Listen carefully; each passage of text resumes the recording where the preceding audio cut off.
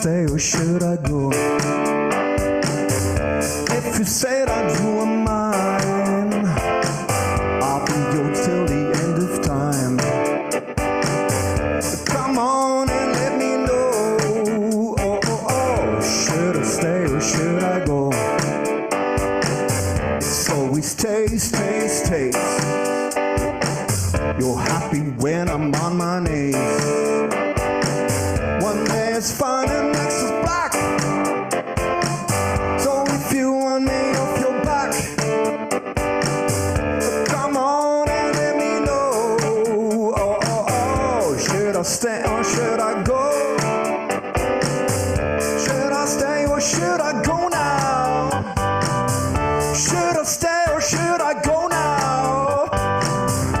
If I go there will be trouble, but if I stay it will be double. Come on and let me know. Should I stay or should I go? Those indecisions bothering me. If you don't want to set me free, exactly who I'm supposed to be, but don't know which clothes even fit me.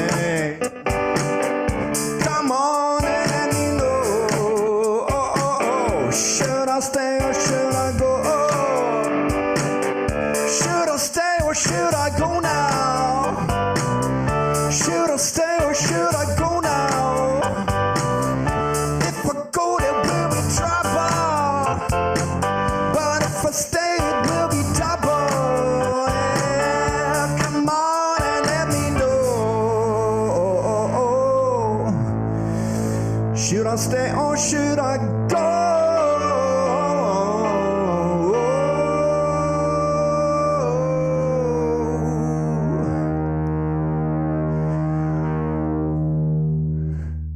Welcome to Remote Daily. My name is Hannes. I'm streaming live from Berlin. I'm planning to stay. Or should I go? Felix, what do you think? Let's go.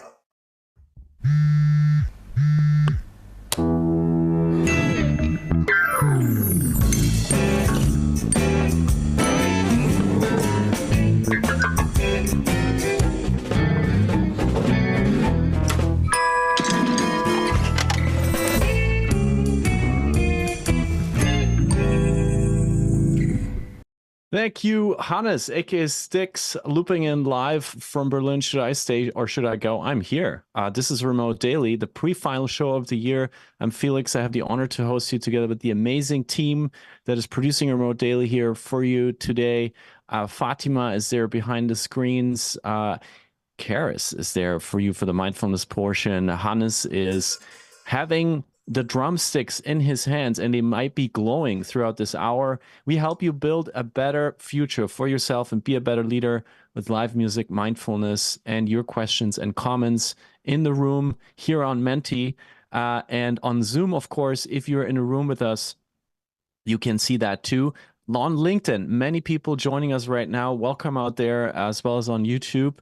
Where are you joining us from? We just ask you. We have various continents in the room here, and what we do here really happens nowhere else on the planet. Remote Daily is a talk show that builds community for a better future and invites leaders to answer really tough questions. Hannes, I was going to ask you, Hannes, is there a sound that you could make that sounds like a very tough question?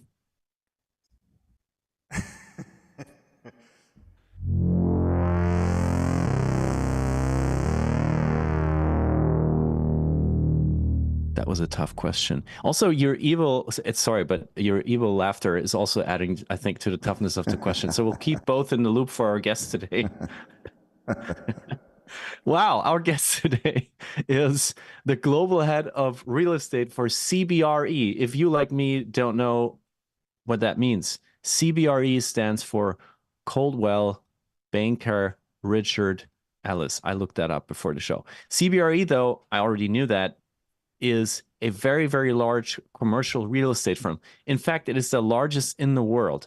And our guest leads their corporate real estate organization and is responsible for managing the firm's 500 plus office portfolio spanning over 7 million square feet. So that, in addition, means that he is overseeing a global team that is delivering all the services needed for that. Real estate strategy, transactions, lease administration, big fun, construction, even bigger fun, ground up development, design, occupancy planning, and facility operations. So we could actually do a whole series just with him around the different things that he has to lead into the future. And additional to that, he's also reinventing his industry. Partly why we're so excited to talk to him. He leads the firm's award-winning Workplace 360 program, which has already transformed over 125 CBRE offices into new future-centric workplaces, agile, tech-enabled, inclusive. Also, that program has delivered over $100 million in cost savings, amazing, and has positively impacted employee engagement. We'll talk about that today.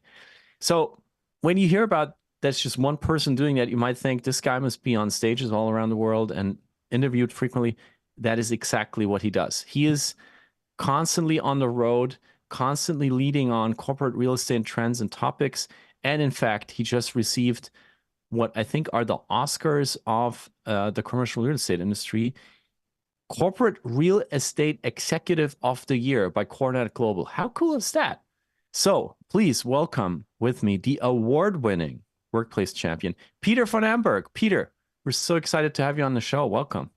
Thank you, Felix. It's such an honor. This is a cool program, and so excited to join you here after meeting you at Forbes Future Work Summit earlier this year. Shout out to them.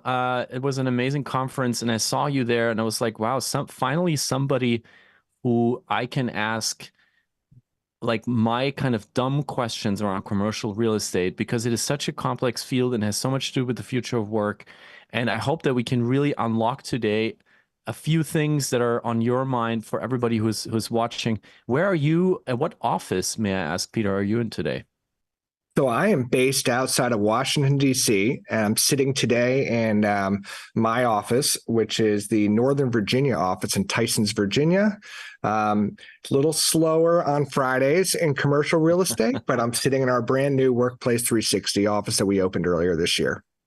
A little slower. We'll talk about that. And Peter, do you have you're a leader, you're constantly on the road, you have so much responsibility. Do you have a mindfulness practice in your day or your week? I try. I'm working on two, Felix, to be honest. One is I love the walking meeting. And so the walking, the open awareness, it just opens up the senses, opens up the mind a little bit. And I feel like it's a much more productive conversation than sitting one-on-one with someone over Zoom or in person, even just get out and walk around. But the other thing I'm working on is more of single tasking. So in a world of multitasking and doing all these things at once, really trying to narrow down the focus into single tasking, sense and deepen the awareness of what is going on in your mind in that moment, and try to narrow the aperture of your mind and focus on what is present. Wow, that sounds fantastic. Can you share, how do you do that? Like, do you switch off your phone frequently? Do you have an app? We had the CEO of Freedom the other day on the show. How do you single out things to do? So my wife is a psychologist, actually. And so she has turned me on to a series of different apps and Mindspace and other kind of more background noise to try to, again, focus my attention and my ADHD into being a little more present and aware. Wow, shout out to your wife. That comes in handy when being Mr. a and stress Dr. leader. Van Emburgh. That's right. Follow Dr. Van Emburgh and Mindspace. You mentioned it. Our mindfulness guide is a real human, and we're so happy to have her in the room with us to spend time with you, Peter, right now, and with all of us. Have us arrive in this room, have us breathe, have us stretch. And it's always my favorite moment when I know that goodness is happening here on Remote Daily, thanks to our own mindfulness teacher, Karis Timmel. Karis, welcome to the show. Thank you, Felix. So today we're going to do just what Peter talked about. We're going to focus on one thing and be super present with our breath. and calming our body. But before we do that, let's just take a few shoulder rolls, kind of get any of the kinks out, any other movements you want to make before you allow your body to find stillness. So just begin to now settle into stillness. Allow your shoulders to soften down your back, resting your hands on your knees or thighs. Closing your eyes, or maybe just keeping a soft gaze to the ground below you. And we'll work on finding more peace and presence within our breath. So begin to notice your breath, notice your inhales, notice your exhales.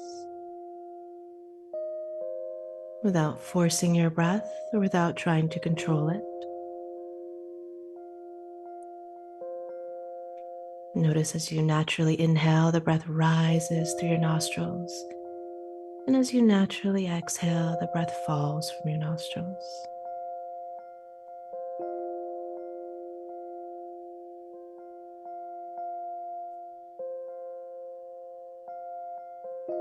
Now, as the music begins to fade, I want you to take a moment and reflect on this past week. What is one thing in your life that you would like to change or improve?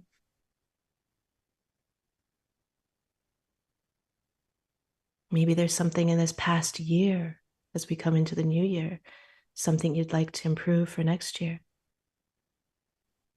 I want you to use this to create an intention. For example, maybe you want to slow down and be more present. Your intention could be, I am present. I am at peace. Whatever your intention is, just bring it to mind and mentally repeat it 3 times to yourself now.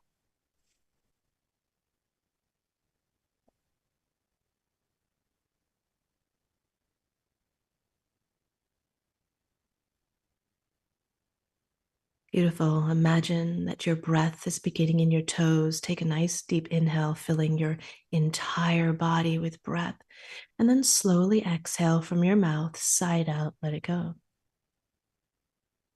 We'll do this 2 more times. Inhaling, filling your entire body with breath. Your lungs expand with breath. And slowly exhale from your mouth. 1 more breath just like that.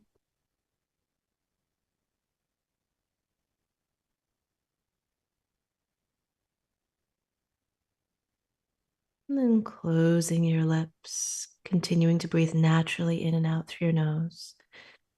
Bringing your awareness back to this space, to Remote Daily, maybe bringing a smile to your face and sharing it with everyone here today. Opening your eyes if your eyes are closed. And thank you for taking the time to breathe and be present. And back to you, Felix. Jairus, Timo, thank you so very much for helping us to arrive in this hour. I needed that moment, and I hope you all feel a little bit different now. If you, like me, need more of these moments, we have Zen Daily for you every last Wednesday of the month, our all mindfulness format, 30 minutes, breathing, stretching, meditation. Join us there. And now, if you have something to hydrate, we're not asking any questions of you having your evening drinks or your morning coffee, but let's raise it because this is Remote Daily. Cheers, everybody. This is a Remote Daily house song delivered live from Berlin.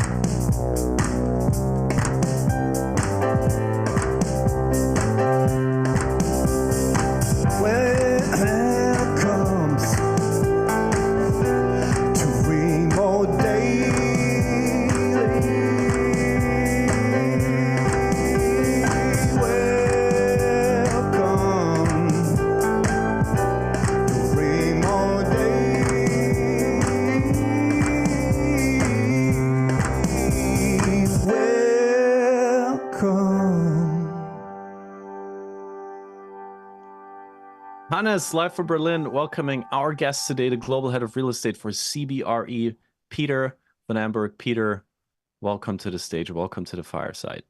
Thank you so much. Really an honor. And thank you, Karis. That was fantastic. Peter, you run corporate real estate for the world's largest commercial real estate services firm. I mean, that sentence alone gives me chills. Then you won this amazing award, which you worked hard for many, many years.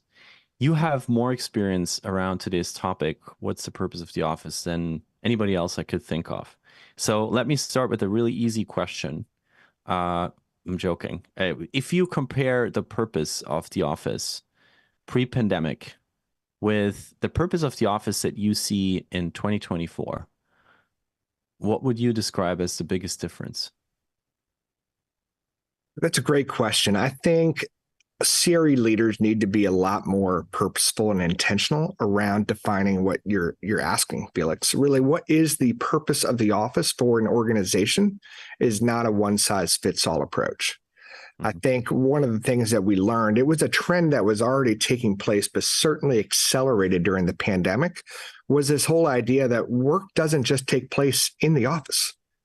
So recognizing the office is just an important node in the network of where work gets done, whether it's from your kitchen table, a coffee house, a client site, or in the office.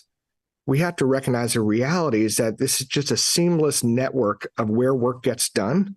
And so we need to be extremely intentional around, well, then what is the purpose of the traditional office?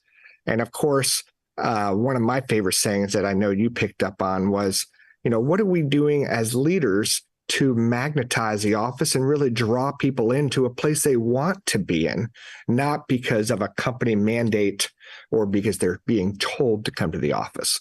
So what are the activities that we need to support as a corporate real estate leader for those employees who do decide to choose to come to the office? What do they need to do to be their most productive self at work? Wow, that was a lot. So deciphering what you said in the beginning is the whole notion of the office changing from being one piece, you called it node in a network. That's such a strong metaphor. While it used to be the home outside a home, it used to be the physical space where everybody would spend most of their time. Very interesting. And then you're saying that basically everybody has different needs now towards the office, which is what we're going to talk about today, because that's connected to data. You need to know from everybody what they want to get out of it. And then your third part saying, hey, what about, there's a lot of people who can do their work from anywhere, but what about the people who still want or have to be at the office? How can we really make it for them? So already very strong things to talk about. But of course, Peter, I also want to challenge you here, just in terms of physical rooms. Fatima, our producer, is going to screen share a story that ran into New York Times a few months ago.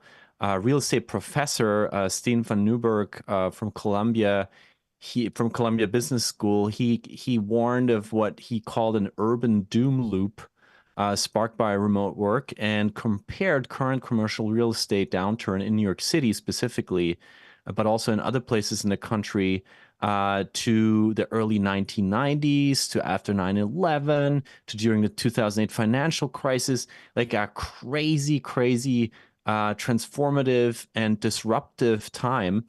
And he said the big difference from these other events that were catastrophic is that this time it seems permanent. And then there are these crazy graphics that have been part of the story. And the first graphic in the story is New York City's vacant office space could fill 26.6 Empire State Buildings. Now, even looking at that as a normal citizen, like I am in this case, I look at this and I'm like, this is the end of this will never be the same again. When you look at that with all your experience, with all the hard work that you put into this topic every day, what is the thought that comes to your mind first when you look at this visualization? So the first thought I have, Felix, is it's a little bit reminiscent of after 9/11. We heard people will never go to an office space above, I forget what the story's number, but the people will never go to a skyscraper again because the ladders of fire trucks can't get to those higher floors. So there's going to be a death loop of people going to tall office buildings. Well, we know that was really just a moment in time blip. Okay. We are seeing some of the most amazing placemaking examples in New York City that are really, really tall. You have Hudson Yards, you have SL Green's One Vanderbilt. You have all these amazing trophy buildings that have very little vacancy, because what you're seeing and what we have been seeing is this flight to quality. Occupiers are voting with their feet to sacrifice quantity of space for quality of space. So, do I agree there's a certain permanence or lasting impact of what we're seeing? Without a doubt. But with that challenge, I feel like breeds opportunity. It breeds opportunity to create amazing sense of placemaking. We've seen lots of neighborhoods come out of blighted neighborhoods or blighted areas in the past. Canary Wharf in London, Hudson Yards in New York.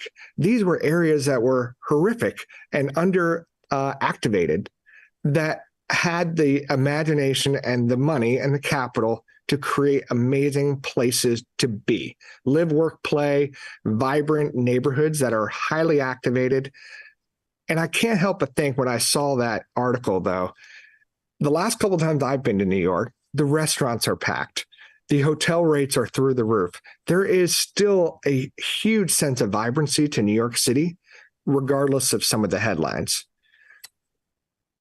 Yes, Peter, and I think there's a huge difference between the live on the street and the live in the offices. Tourism has been bouncing back. There's this thing called revenge travel that put a lot of people back on their feet and outdoors and brought them back to New York City and other places. But there's, of course, this permanent challenge now of what to do. And I wanted to share a second graph with you from that same story. I think a first thing to look at is source JLL. For a non-real estate person like me, Peter, where does this data actually come from?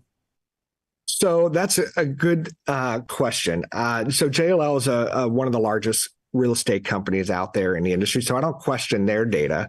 But there are other data sources that are heavily relied upon in the news, such as recently I was reading a lot of the Castle, and Castle is a building access control company, and they're tracking the number of bad swipes into some of these base buildings. And that has become a gold standard in the media and in the industry for tracking show up across an entire city.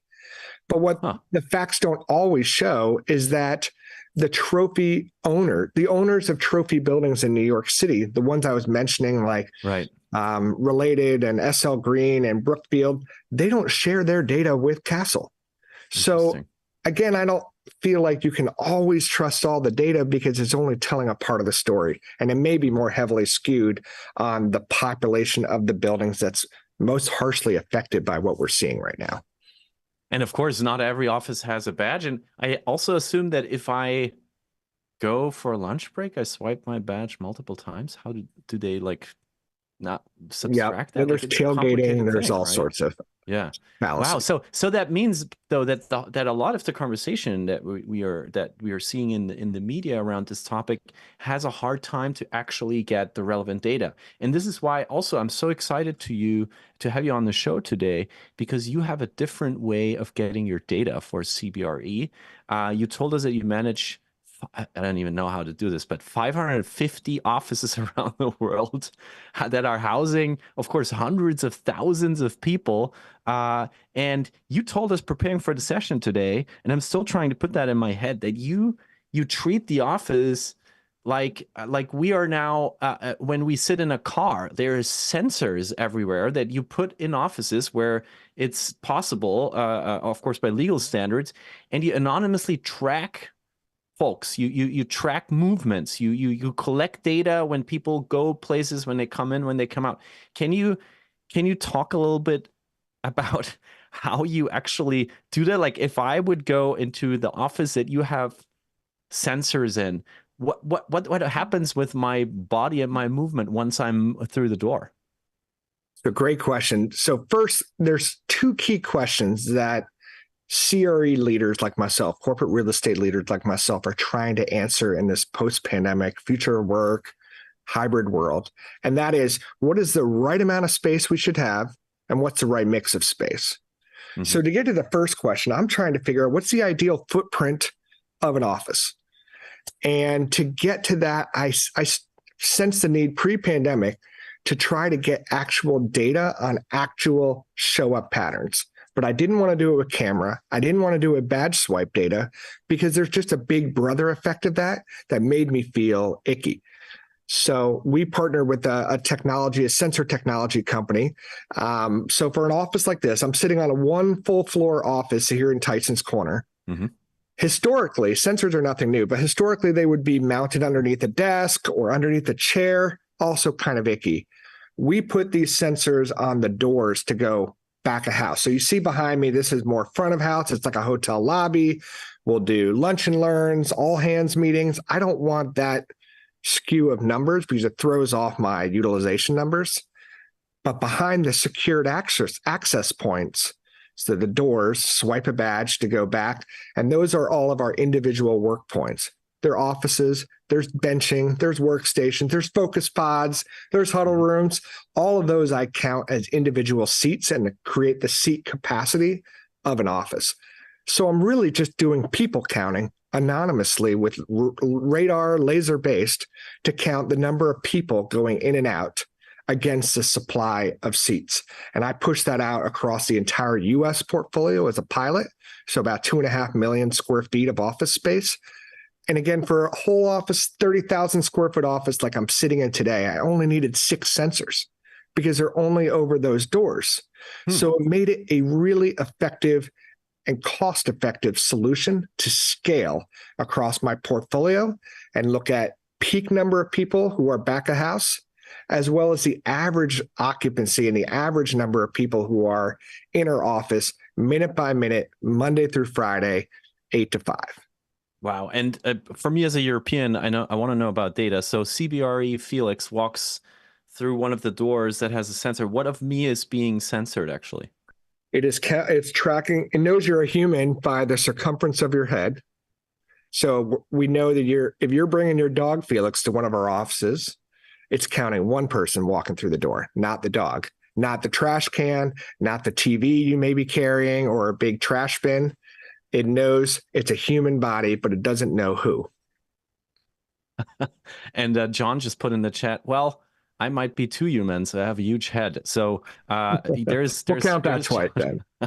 There's certain challenges to every data collection, Peter, but this is certainly the most sophisticated approach I've ever heard of. So please give us the data.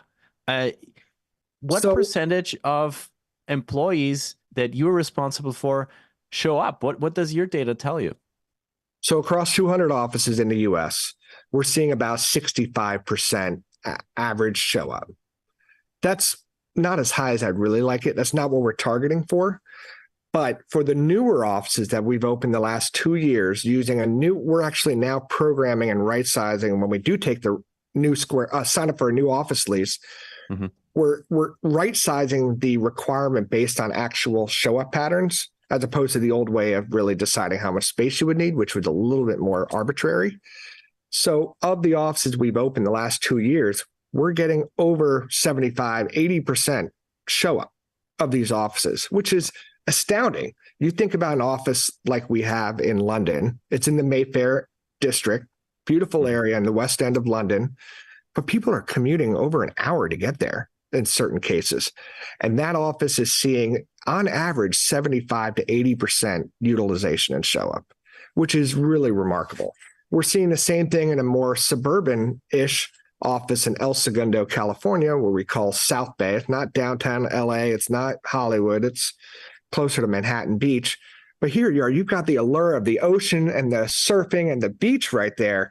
And that office has the same crazy high show up as well. It is highly activated offices. And they're not just showing up as the new office. They keep showing up. It's really, really remarkable. Once you hit that, we call it, my team, the buzz zone. And it's, not too much space, not too little space. It's just a highly activated office. And once you show, it's like a busy restaurant. You just want to keep going back, as opposed to you go to an empty restaurant, you're the only table there. You're like, why did I just drive all the way in for this restaurant? I don't really want to show back up. It's empty. It's dead in here. But when it's really highly activated, it's got the amenities. It has the hospitality, has the right variety of space types. people just keep showing up. It's really like a highly magnetized office.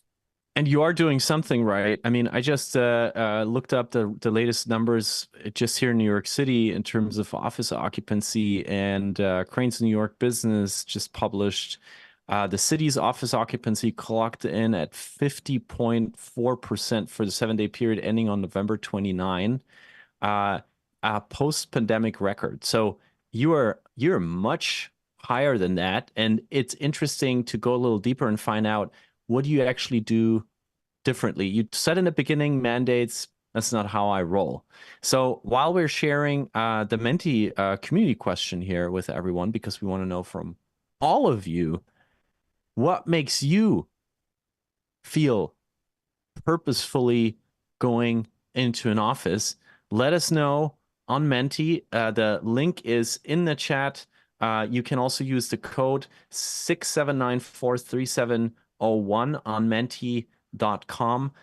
We hope that you, if you're watching the live stream right now, just pull out your phone, go to camera mode, and just scan that little QR code that's in front of you, and you can let us know what's your purpose for going into the office. And of course, you can already see, Peter, the in-person that you talked about, but also the people. I say, for me, there is no purpose at all. The world has been changing. So we will visit that Menti in a minute again. Please keep your answers and your comments going.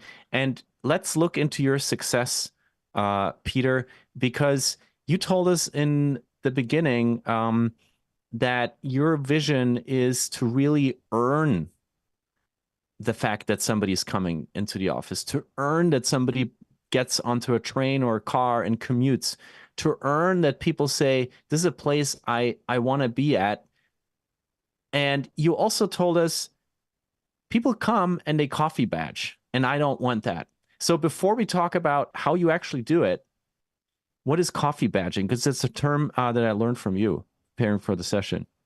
So I've been talking to a number of my peers in the industry who run corporate real estate for other large companies, especially the ones that have come very harsh on the mandate. And HR is looking at the list of who's badging in and placing phone calls to managers. And so I feel like that behavior incentivizes poor behavior, or that rule incentivizes poor behavior, such as people who just show up are like, you know what, I'm going to go to the office to get a nice glass of cold brew, like I'm drinking today. And so they're just showing up, badging in to get a nice cup of coffee, which there's nothing wrong with that. We want good coffee. But it just, again, people are showing up just because they know they're being tracked, swipe the badge, and they're out. That's not the type of leader I want. That's not the type of workplace I really subscribe to. And so we look at, again, that second question I mentioned before, what is the right mix of space? Right. In a couple of our offices, 4 of them, we have sensors all over the place, anonymous still, that is really tracking the consumer behavior within the 4 walls. How are people voting with their feet once they're inside the office? What type of meeting rooms are they gravitating to? You have 2 exactly configured meeting rooms next to each other with different technology. Which one is more popular? That sort of data is so enriching for someone like me who is really trying to understand the ROI of the investments we're making into the workplace. What is the right furniture? What's the right space types between offices and benching and workstations and focus pods, as well as the technology investments we're making? So it just blows my mind that for years, we've been spending $1 billion a year, for example, on office space with no way to track the effectiveness of our investment.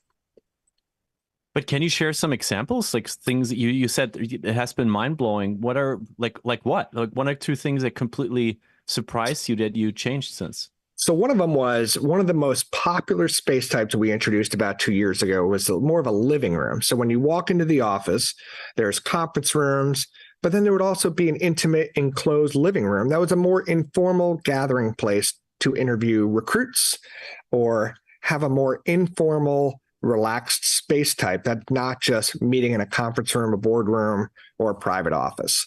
Hugely popular. We've rolled it out as a standard in our office kit of parts. But we noticed through the data that in our new Charlotte office, it wasn't getting used. And it's like, well, why is that? So we're able to dig in through the data. There were some outliers, like this one's just not being used, but in every other office, it's highly utilized. And we discovered that the way the room was laid out was just really long and narrow. And so it really eliminated that intimacy that the space is intended to provide. And so people didn't really feel comfortable in the space that's meant for people to be relaxed and informal and more comfortable. So that then led to a design change that we're going to tweak and make sure the living room is never configured as such. As another example, again, looking at those two meeting rooms next to each other, one was highly utilized, the other one wasn't.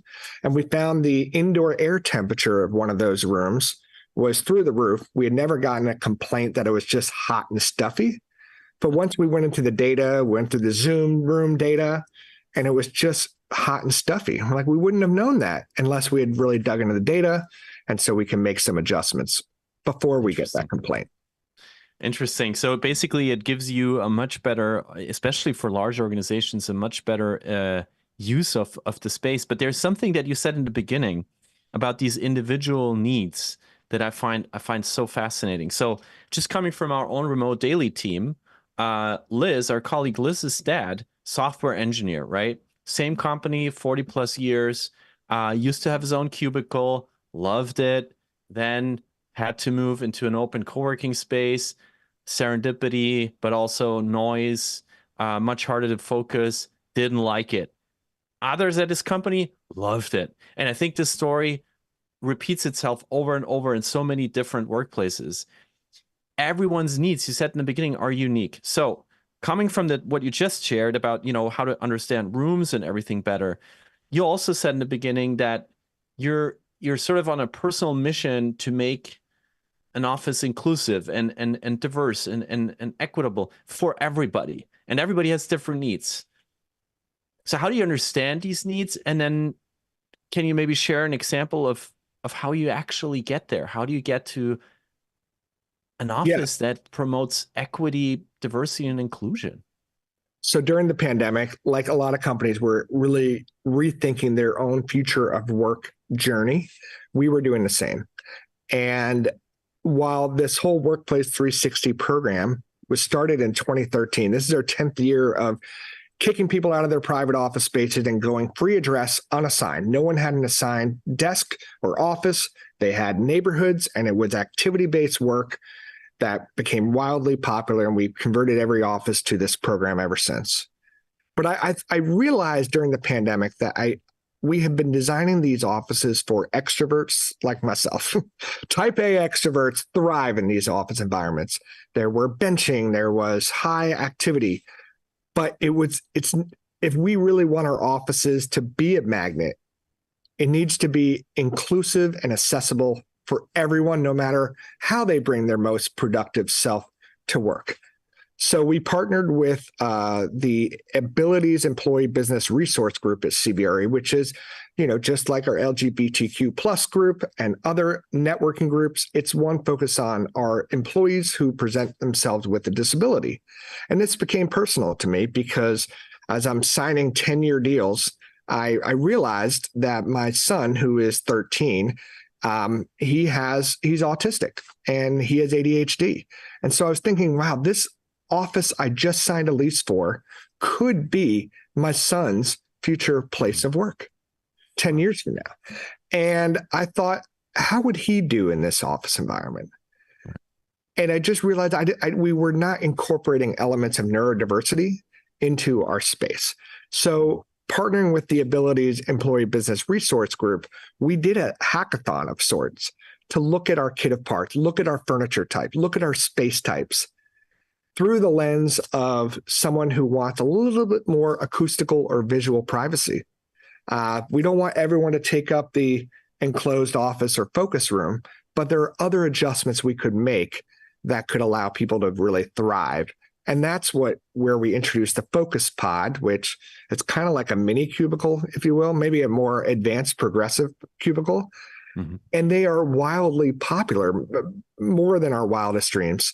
And we also made adjustments to our conference room tables. We're introducing more ovals and squares because they reduce a sense of hierarchy in the workplace. No one is sitting at the head of the table. We reviewed some of the art and branding and the wallpaper in our focus room because on the Zoom camera, people looking into that were like, I'm getting really dizzy or sick or distracted by that background wallpaper. It was just really eye-opening when you start to invite people of other populations in the workplace into the room as you brainstorm what is the best way to make this most inclusive office space. The ideas were really eye-opening, and we were just proud to incorporate them and standardize them. And it's been just a personal mission that's been really fulfilling. Fascinating. Thank you so much for sharing that with us, Peter. Puts your work into a completely new perspective, of course, that you're basically out there to design the office of the future that your son is going to inhabit one day. And I want to look back at Menti with you and just see what our community here has responded to this question. What's the purpose to go into the office? I love the ergonomic chairs. Of course, I think physical is still a huge component, Peter, because for so many of us, we can't afford the ergonomic furniture at home, right? And there's also a stronger physical connection to my company's culture. The sort of, engagement that you mentioned with brainstorming and getting together, it's a really interesting mix of things. And as we pointed out, the needs are so individual. So when you look at these responses, is there anything that stands out to you that surprises you? No, this is consistent with our research, what we've been seeing. I would say at the same time, we have to recognize the realities of people still being remote or virtual. So we're making a lot of investments in our workplace technology of ways to denote the meeting room experience. I mean, Felix, you and I both recall the days of a bridge line or a conference room bridge line, and that poor person trying to interject themselves in a conversation through the speakerphone was just awkward and not an equitable experience. Well, we're seeing the same thing with, we're all on Zoom today or virtual conference, video conference today, but it's hard when you're the Zoom participant, everyone's sitting along a boardroom table, everyone is a bunch of ants on a log. It is not an equitable meeting room experience. So we're partnering with Zoom and Neat to explore the different technologies that can level the playing field and create a more seamless and equitable meeting room experience for those who are virtual and those who are in the room. Specific example would be, the gallery view of Neat Bar. If you have 6 people around a table, it puts everyone's face in the room as a Hollywood square. So the person who is a Hollywood Square remote is on the same playing field as everyone else in the room. And you can really make better human connections through the meeting room because you're not trying to figure out who's speaking or who's not. And that's just one example, but I feel like that is going to be a continued focus for a lot of my peers. Fascinating. And it took a pandemic for us to really figure out how to do these hybrid meetings better. And I love your example of that there is actually technology in the making that you're already using that enables the video call to pick up people as they're sitting in the room and put them on eye level, just like we are here on the Zoom call or on the live stream, so that there's no difference, almost no difference anymore. Of course, nonverbal communication, still a huge difference, but there is no difference anymore in the visual experience for everybody that is taking part. And Peter, I think you also mentioned something preparing with us, that there's now whiteboards that you can basically use, and they're hybrid whiteboards. So you write on the whiteboard physically, but the whiteboard technology enables the whiteboard to live in any other space at the same time. Is that correct? That's right. Yeah, that's we have virtual whiteboard technology we use. It zeroes out the person sitting in front of the whiteboard writing, but allows for whatever's being transponded onto the whiteboard to be presented up on the Zoom screen so that you don't have to try to use binoculars to figure out what's being written on the wall. Also, there's a D10 has a product that we call the Virtual Whiteboard Companion. So in the field of real estate, we deal a lot with floor plans or designs or lease abstractions. You throw that up on the screen just like you would with a click share or some other screen share technology. But this D10 product allows the people in the room, allows the people virtually to annotate it just like the people who can annotate physically in the room. And again, bridging that gap between the two parties. Wow. And we're trying to share all these recommendations here from you on building the newly purposed office in the chat as well. And looking at the chat on LinkedIn, Peter Blake Reynolds just posted, Peter has done a fantastic job of creating offices that CBRE employees want to work from. How does that feel, Peter?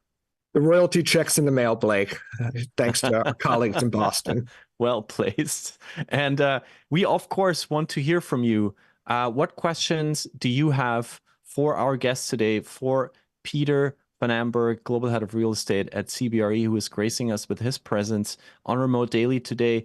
Please ask your questions. Pull out your phone, scan the QR code, and let us know what you want to know from our guest. I'll do it right now myself. It's so easy. You just use the camera function, put it in front of the QR code, and you can open the Q&A and start asking. We will look at the questions in a moment. Peter, before that, I have a huge question for you. I spent a few months in the financial district in New York City earlier this year, and it was so interesting. One side of Wall Street right now has offices, the other is already residential. It used to be only banks, now it's half residential.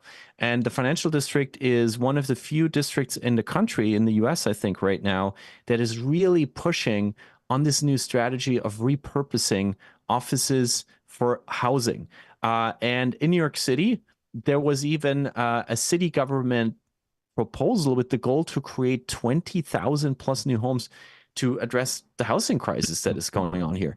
And you know physical spaces so well. You know how complex they are. You know how differently they're built, how hard they are to maintain. You know the rules and regulations. You know that there is an office compared to an apartment and the number of restrooms, the number of showers that are so vastly different.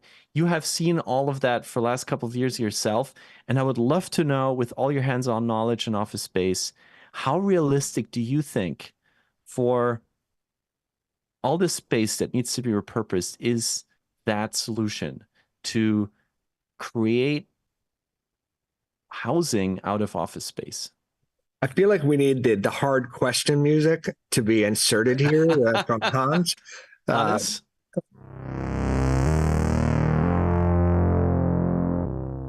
Thank you, Hannes. Gives Peter a few more moments to think. But no, I know it's an impossible question to ask, but I think if there's one person who maybe has a different insight on this, it's you. So first thing is that office buildings, when they were constructed not to live in. So that's the first thing you need to think about and start with. They don't have the plumbing and the electrical guts that houses and housing requires. Ceiling heights are another issue. When you with all the different additions or converting, they may not then meet code for a standard 7 or 8 foot ceiling height clearance. But I feel like the biggest obstruction or obstacle is the issue of windows. So if you think about offices, typically have a long floor plate or a narrow floor plate, and you're thinking about light penetration, that would be, I think, a standard expectation if you were to convert it to housing, that you would have at least some access to natural light. Those are some really, really tough challenges. And notwithstanding then the issue of capital, in this day and age, capital markets is down. Interest rates go up, harder for money to be filtered into commercial real estate. But it is a really interesting challenge to think about high demand for housing, especially low-income housing, for example, and the need for more walkability in some of these districts, like the financial district, which has not really typically had much residential there. By putting in more boots on the ground, crime goes away, the placemaking and the activation goes way up, and it becomes a more desirable live, work, play. So I feel like everyone's intention is aligned to the idea of residential conversion. It's just hard. and so many stars need to align to make an asset suitable for housing. But even in DC alone, in Washington, DC, where I sit outside, there's been about 2 million square feet of office space that's been converted to residential, but over 6 million has been proposed or in the works. Wow. So the interest is there. And when the stars align, it's a great solution. It's just physically hard. Wow, interesting. So what I hear from you is that you're saying this is going to happen. People are going to figure this out because it has to happen, but it is a very, very tough and undertaking. And what I know from the financial district is the conversion is so expensive, then you then end up with a lot of luxury housing, which is also, of course, speaking to a limited target audience. So a lot to come there, and I hope we can invite you back on this topic, Peter, and play some more dramatic music. Let's look at the questions from the audience here. For a second, Fatima, please help us look into Menti and what we see here from our community, and maybe we can have more tough question music from Hannes, because I'm sure there's, here's the first one. Hannes, please play your sound so that Peter has a moment to think about. Peter, I think this is the best music for this question. What was your toughest decision over the last 3 years, Peter? I would say it's never easy to make a decision to close an office. There's people, it's part of the routine. It's part of their day-to-day life. But sometimes you just need to right-size the portfolio and try to drive people more towards a central hub location.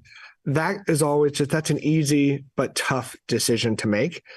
I would say the other tough decision was, it might have been just past 3 years. But when I first took on this role within CB, I was given the challenge by the CEO to help us define what does headquarters look like for CBRE. So defining the purpose and the intent of what headquarters as a place means for CBRE. And there's different models you could do. It's a temporary headquarters, the rotating headquarters based on quarterly earnings call, or it could be like a traditional corporate campus, urban or suburban. We had to define that and work with the executives to try to shape what was just a really, really interesting challenge as someone who's grown up in the real estate industry. And then where does it go? So we worked with different experts on labor and labor types to where should this headquarters be. We moved from our long-term headquarters in Los Angeles, started with a list of 263 cities, narrowed down to 10, narrowed down to 2. And so about 3 years ago, we made the decision to relocate our corporate headquarters to Dallas, Texas. And we are currently in the process of completing the physical manifestation of what that looks like. Fascinating. Very exciting. Journey. What a journey. And what kind of resilience, agility, and gut is needed to do that. Wow. Thank you for sharing that. And we have one more question here that I wanted to ask Hannes to dramaturgically support. We have a second question here that I wanted to take time for. Hannes, your help for Peter to think about. What do you think, Peter, are the best tools or policies to implement and or voice track, helping discuss employee commute times? Oh, this is another simple one for you when discussing return to office. Peter, this question is not from me, I promise. But do you have advice for our community member who asked this question? So I think when we make a big real estate decision, oftentimes we will look at the impact to our most important constituent base, which is our people, and how it will impact their day-to-day life. And so fortunately, doing real estate for a real estate company, I have a lot of tools and experts at my disposal. One of them is it's kind of a commute optimizer. And I can take a anonymized file from HR. I can dump it in the tool, and it quickly maps out, if I'm choosing between 2 or 3 short list locations, I can very quickly, in a matter of 3 minutes, figure out the impact of all the sites on employees' commutes by group, by title, which is more costly, which has a more carbon impact. And so that's probably the most helpful tool we have in really evaluating the impact of our real estate decision on commute, because let's face it, in this day and age of hybrid work, people have the choice of where they want to work. And again, we want to encourage them. We want to earn their commute to our offices. I believe biasly that our office can support professional growth, productivity in all different ways that we work, but we cannot ignore the simple reality of how it will impact their commutes from a cost standpoint, carbon standpoint, and just way of life. Wow. And allow me to ask a last question to you, Peter. We have learned so much from you today, and there's so many really promising examples in your work that I think help even me, who is a very convinced and steady remote worker, to be excited about what the office can bring in the future. If I, I think we need Hannes again, because this is the last one. So I chose a really tough one. Hannes, what's a hard question around the future sound like? Oh yeah. Peter, are you ready? I'm ready. All right.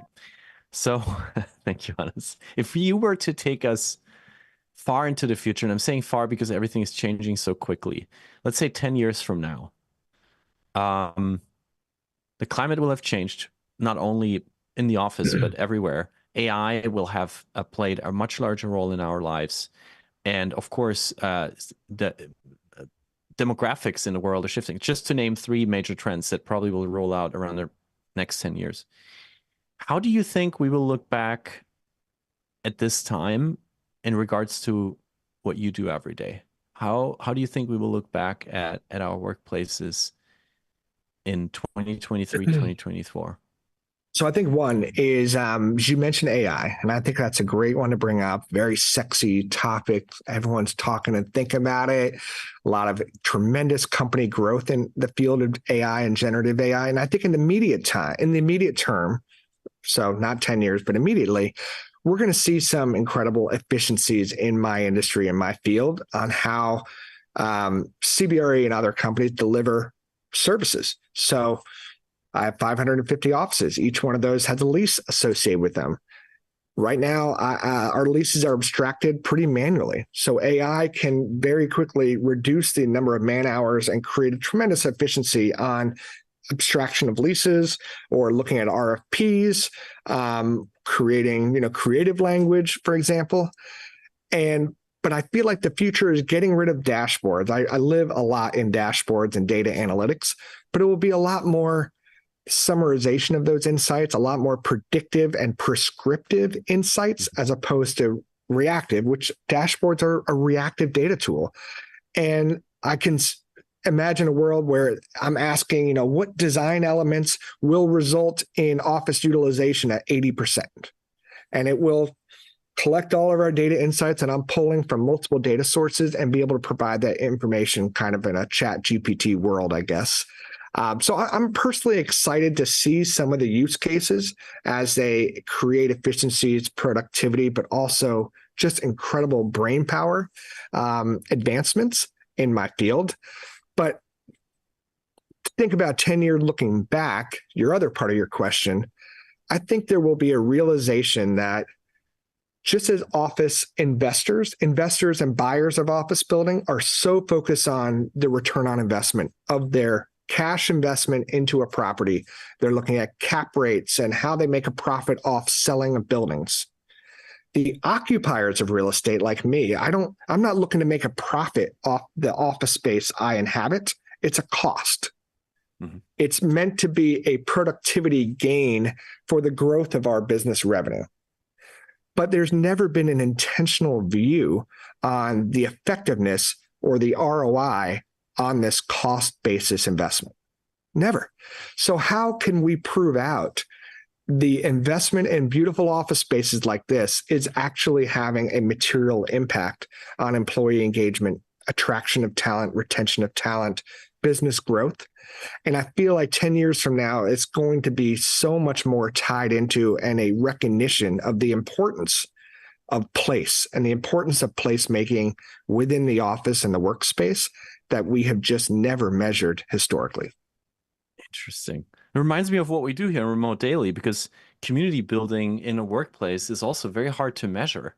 But we know that it works. But it's so hard to prove it and to have the ROI attached to it. And I didn't know that it was the same thing with the physical spaces that we use to build community, that we use to engage and empower people. And thank you for leaving us with that beautiful image of that in the future having been enabled and having led to much better places that we all inhabit. Thank you so much, Peter. This is your thank you song from Berlin. Hannes, aka Sticks, please rock it out for Peter Van Emburgh. Oh, thank you, Peter, for being on the show. Yeah. I love it. Peter, your last words. What would you like to leave us with today? Any mantras, announcements, anything you would like to share with us before we part ways?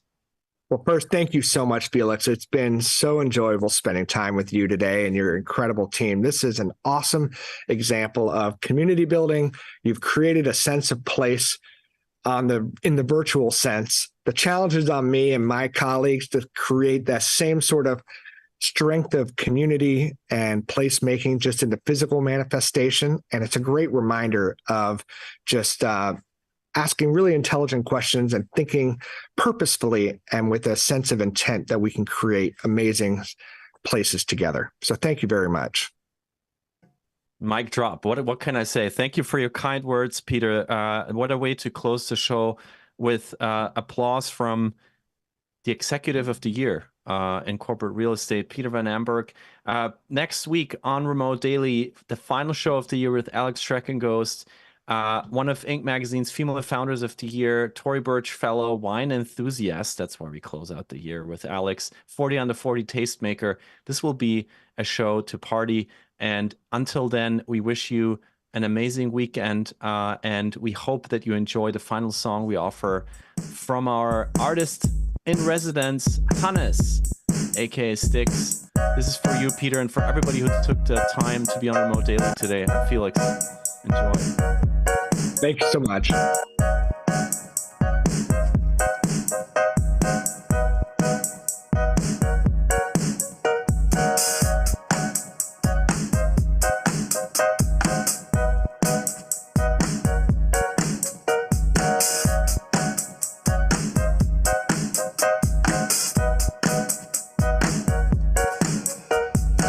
It's pretty irresistible, the way you look at me.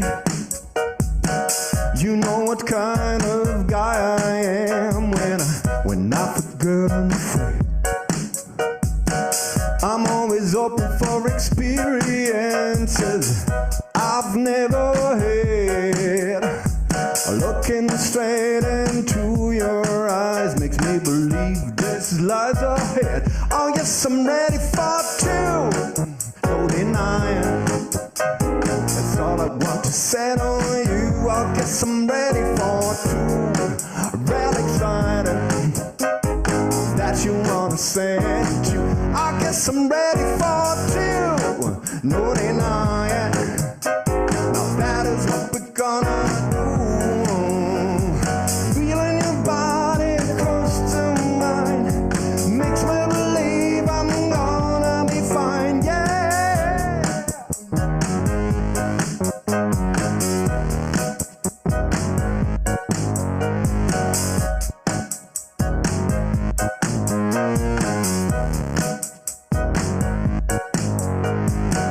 Oh man, this just such a treat. How could I think I had a life before I met you, my dear? My life felt like a blunt knife. Oh, you are the one and only. Yeah, that's right. Is it just me, or does this feel like a plan for the game called life? I guess I'm ready for two, no denying. And all I want to say to you, I guess I'm ready for two, real excited that you wanna say two. I guess I'm ready for two, no denying. That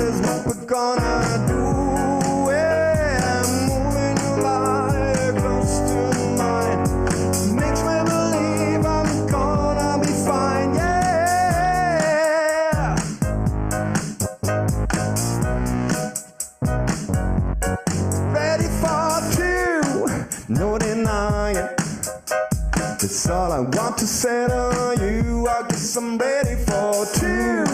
No denying. That's all I want to set on you. I guess I'm ready for two. No denying. That's all I want to set on you. I guess I'm ready for two. No denying. That's all I want to set on you. I guess I'm ready for two. No denying. That's all I want to set on you. I guess I'm ready for two. No denying. That's right. That's all I want to set on you. I guess I'm ready for two. No denying. That's all I want to set on you. I guess I'm ready for two. No denying. That's all I want to set on you. I guess I'm ready for two. No denying. That's all I want to set on you. I guess I'm ready for two. No denying. That's all I want to set on you. I guess I'm ready for two. No denying. That's all I want to set on you. I guess I'm ready for two. No denying. That's all I want to set on you. I guess I'm ready for two. No denying. That's all I want to set on you. I guess I'm ready for two. No denying. That's all I want to set on you. I guess I'm ready. Hannes for president, it says in the chat. I'm ready for 2 days off on the weekend. I'm ready for my 2 kids. I'm ready to have a dinner just with my wife. I'm so ready. I hope you're ready too for something just for 2. Thanks so much for having me, Felix. And it was a real pleasure to be here, and I see you around. Take care. Thank you, Hannes. Amazing. The man on his office behind the loop machine. Hannes, aka Sticks, live from Berlin. Hannes for president. Peter just went in the chat. I subscribe to that. Thank you all. This was Remote Daily. I'm Felix. Bye-bye. Take care.